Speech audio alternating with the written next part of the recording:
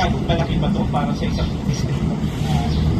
Well, una, of course, hindi correction lang, hindi si Pulong yung nasa kontrata, kundi sa distrito niya ito. No? Alam naman natin yung kalakaran, di ba? Sa isang district, mas ang role ng congressman doon ay yung insertions para maipasok. In other words, yung pagpili kung anong mga proyekto yung sasagawa sa kanya, pupondohan sa kanyang distrito. Tapos, meron ang mga contractor. Noticeably, ang pinakamalaking contractor dito, yung Genesis 88.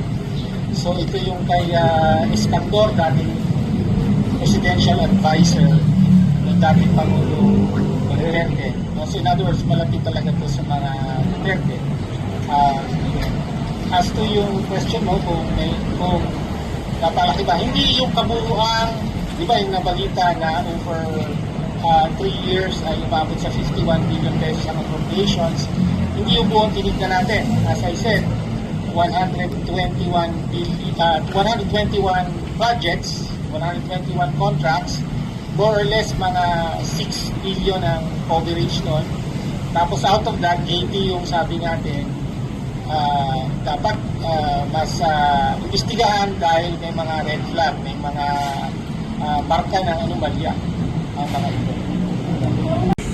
Projects and So ang sa sinuri natin na 80 contracts na may anomalya, ang pinakamarami ay yung sa Genesis 88, no? At kabilang yung mga proyekto nila sa may mga red flag, no?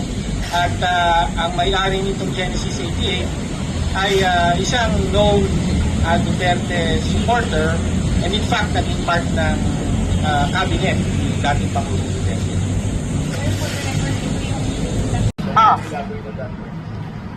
Yes, ang sinuri natin ay mga proyekto sa First District of Davao. So yan yung distrito ni Representative Pulong Duterte noon, 2019 to 2022 ito. No? So 121 contracts ang tinignan natin. Hindi ito yung lahat ng mga project public works contracts sa distrito. May section lang. Hindi pa nga ito lahat ng flood control projects ang tinignan pa lang natin sa dalawang ilog, Davao River at saka Magdalena River. May mga iba pang ilog sa distrito. No?